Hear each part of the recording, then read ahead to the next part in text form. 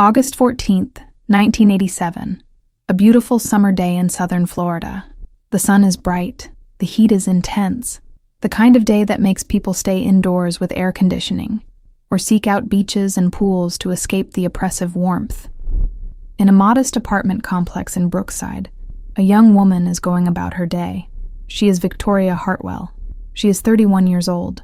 She is living a life. She has dreams. She has a future that should stretch ahead for decades. But on this August day, her future will be stolen. Her dreams will be destroyed. Her life will end in violence and brutality. I'm Yunjin Lee, and this is the story of Victoria Hartwell. This is the story of a horrific crime. This is the story of a mystery that lasted 38 years. This is the story of how justice, when it finally came, arrived through the analysis of something so small that it seemed insignificant, a single strand of hair. Victoria Hartwell was 31 years old. She was a dental hygienist. She was professional. She was independent. She was building a life in Florida. She had worked hard to establish herself. She had friends. She had family. She had everything to live for. But on that August day in 1987, a violent predator entered her apartment and changed everything. Changed her future. Changed her family's future, changed the trajectory of her life in an instant. For 38 years, Victoria's family didn't know who had done this. For 38 years, the killer walked free. For 38 years, Victoria's case remained an unsolved mystery, a cold case gathering dust in police files, a crime that seemed destined to remain forever hidden. But in 2025, everything changed. A single hair fiber, evidence that had been preserved for 38 years, was finally analyzed using cutting-edge DNA genealogy technology. The killer's identity was revealed. Justice, delayed by nearly 4 decades, finally came. This is the story of Victoria Hartwell. This is the story of how a small piece of evidence, a single hair, solved what seemed like an impossible mystery. This is the story of how patience, evidence preservation, and modern technology can overcome even the most stubborn cold cases. Do you believe that no crime is ever truly unsolvable? Do you believe that tiny pieces of evidence can hold enormous secrets? Can a single strand of hair carry the truth that hides a killer for 38 years? If you want to discover how DNA genealogy is revolutionizing cold case investigations, if you want to explore the stories of victims whose names almost faded from history, please subscribe and turn on your notifications. We tell the stories that seem destined to remain unsolved. We remember the victims that society almost forgot. We investigate the mysteries that prove that time cannot erase the truth. Let's find the truth together. Brookside, Florida in 1987 was a typical suburban community in southern Florida. It was a working-class neighborhood. It was affordable. It was accessible. It was the kind of place where young professionals like Victoria Hartwell could rent an apartment and build a life. The apartment complex where Victoria lived was modest but respectable. There were multiple units. There were other residents. There were neighbors who knew each other, but didn't necessarily know everyone. August in Florida is hot. It is humid. It is the kind of weather that makes people stay indoors during the day. The days are long. The evenings bring slightly cooler temperatures, but still remain warm. On August 14th, 1987, the weather was typical for August in Brookside. Hot, humid, the kind of day that invited violence to hide behind closed doors where no one would hear. Victoria Hartwell was living in her apartment. She had no idea that her life was about to change forever. She had no idea that a predator was about to intrude into her home. She had no idea that this day would be her last day alive. Around 1 p.m., something terrible happened inside that apartment. Victoria Hartwell was 31 years old in 1987. She was a dental hygienist. She had chosen a profession that required skill, dedication, and the ability to work closely with people. Dental hygienists are healthcare professionals. They are trained. They are professional. They are trusted by the patients they serve. Victoria had built a career for herself. She was independent. She was self-sufficient. She was living in an apartment in Brookside, supporting herself through her work. She was not wealthy. She was not famous. She was not someone whose name would normally appear in the news. She was an ordinary woman living an ordinary life. She was a daughter. She had family who loved her. She had parents who were proud of her achievements. She had siblings. She had relatives who cared about her. She was a friend. She had friends who knew her. She had social connections. She had people in her life who valued her friendship. She was building a life. She was establishing herself. She was creating a future. She had dreams about what her life could be. But on August 14th, 1987, all of that was taken from her by violence. Her future was erased. Her dreams were destroyed. Her life was stolen by someone who had decided that violence was acceptable. She did not deserve what was about to happen to her. She had done nothing to provoke her attacker. She was simply a woman living in an apartment, going about her day, unaware that danger was about to intrude into her home. On August 14th, 1987, a predator entered Victoria Hartwell's apartment. How he gained entry is not fully known, whether he forced his way in or whether Victoria voluntarily opened the door. The evidence is unclear, but what happened next is clear. Violence. Victoria was attacked. The attack was brutal. It was savage. It was the kind of violence that suggests rage, that suggests intent, that suggests a perpetrator who had no regard for human life. Victoria fought. She struggled.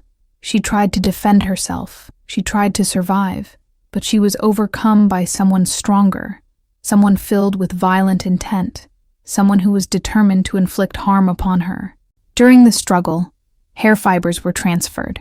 The killer's hair came into contact with Victoria's clothing. This transfer was not unusual. It was the kind of thing that happens during violent physical contact. A hair from the killer's head was deposited on the victim's clothing, a piece of evidence that would eventually solve the case, though not for 38 years. But in 1987, no one understood the significance of that single hair. No one realized that this tiny piece of evidence held the key to identifying the killer. Victoria died. The details of her death are not fully disclosed in public records, but the autopsy revealed that she had been brutally murdered. The pathologist documented the injuries. The pathologist documented the violence. The pathologist documented what had been done to her. Her body was found in her apartment. A family member or friend discovered her. The police were called. The crime scene was documented. Evidence was collected. And among that evidence was a single hair fiber found on the victim's clothing, a hair that would change everything. Though 38 years would pass before that change would occur, police responded to the scene on August 14th, 1987. Detectives arrived. Crime scene specialists began their work. Photographs were taken. Evidence was collected. An autopsy was scheduled. The initial investigation was conducted according to the standards of 1987. Hair evidence was collected. It was catalogued. It was preserved according to the procedures available at that time. But in 1987, DNA analysis was not widely available. The technology existed only in its most primitive form.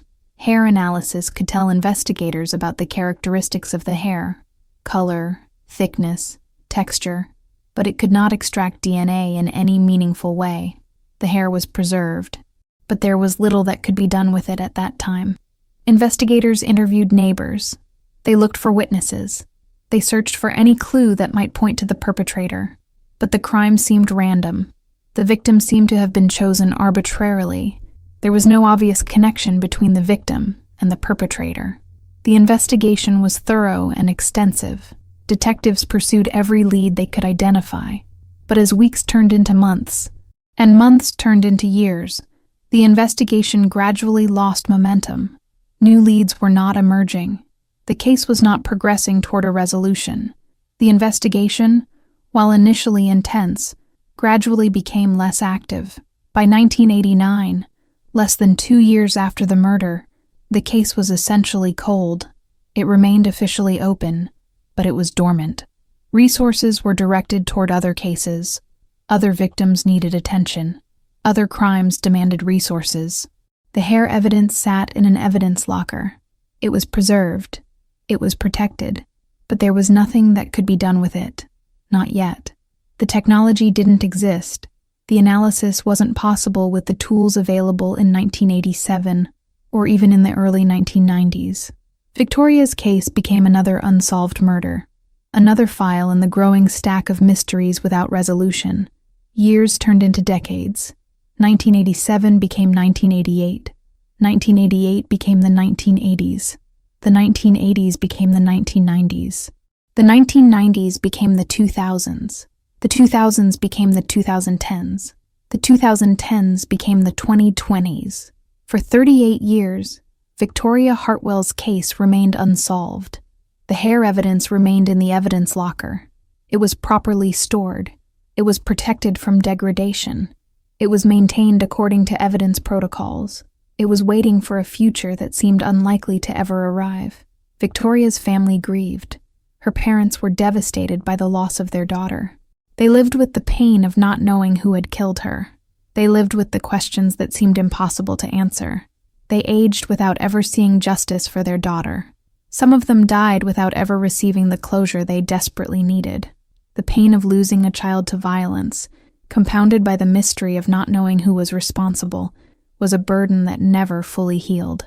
The investigation file was stored. The evidence was maintained. But active investigation was essentially dormant. In 2000, 13 years after the murder, the hair evidence that had been collected was sent to a forensic laboratory for analysis. DNA testing had become more sophisticated by 2000 than it had been in 1987, but the hair still could not yield a clear DNA profile. The technology was advancing, but it was not yet advanced enough. The years continued to pass. 2005 came. 20 years had passed. 2010 came. 23 years had passed. 2015 came. 28 years had passed. The case remained cold. The mystery remained unsolved. The killer remained free. Or perhaps he had died. Perhaps he had moved away. Perhaps he was living a life completely separate from the crime he had committed decades before. The hair evidence continued to sit in storage, waiting for technology that didn't yet exist. In the 2010s, something revolutionary happened in forensic science. Investigative genetic genealogy emerged as a powerful new tool for solving cold cases.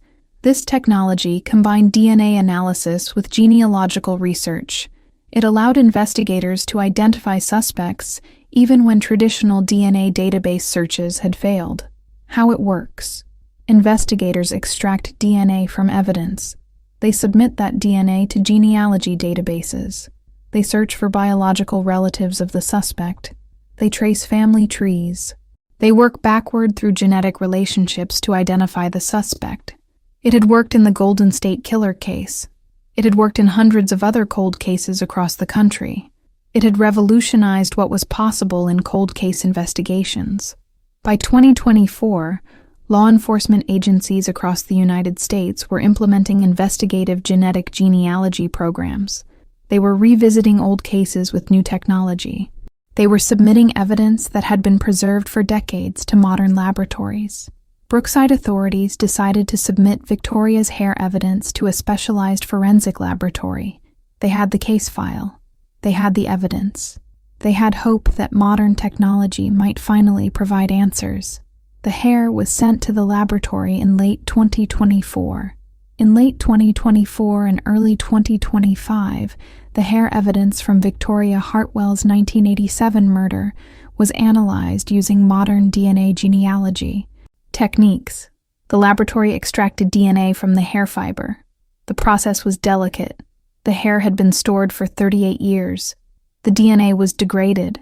The samples were small, but the laboratory had techniques to work with these challenges. They were able to extract a DNA profile. It was not a complete profile. Some genes were degraded or missing, but it was enough to work with. The DNA profile was entered into genealogy databases. The laboratory searched for biological relatives of the source of the DNA, and matches were found. The matches pointed to a family in South Florida. The genealogy analysis suggested relationships that could lead to the identification of the killer. Detectives began investigating. They researched the family tree. They traced the connections. They looked at individuals who would have been the right age and in the right place at the time of the crime in 1987. One name kept coming up: Marcus Powell. Marcus Powell was born in 1962. In 1987, when Victoria was murdered, Powell would have been around 25 years old. He was the right age. He had been living in South Florida at the time. He was in the right place. More investigation was conducted. Powell's background was examined. Police found that he had a history of violent behavior. He had arrests. He had a criminal record. He was someone with a history of violence. The detectives believed they had found the killer. Detectives approached Marcus Powell. They told him they were investigating a cold case murder from 1987. They asked if he would consent to providing a DNA sample. Powell was cooperative. He agreed to provide the sample. He allowed detectives to collect DNA from him. The DNA was collected and sent to the laboratory for analysis. The laboratory compared Powell's DNA to the DNA extracted from the hair fiber found on Victoria's body in 1987. It was a match.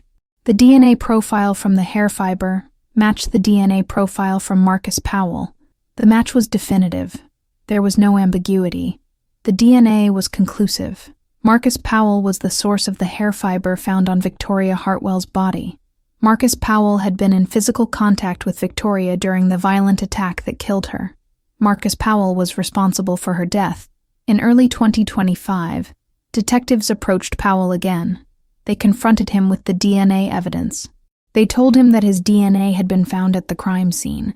They told him that he was the source of the hair fiber found on the victim's clothing. When confronted with the irrefutable evidence, Powell's resistance crumbled. He confessed. He admitted his involvement in Victoria's death. He provided details about the crime. He described what he had done. The DNA comparison was definitive. According to the laboratory report, the DNA profile from the hair fiber found on the victim's clothing matches the DNA profile from Marcus Powell. The probability of this match occurring randomly in the general population is 1 in several billion. To put this in perspective, the odds are essentially zero that the hair fiber came from anyone other than Marcus Powell. The science was conclusive. The evidence was overwhelming. The mystery was solved.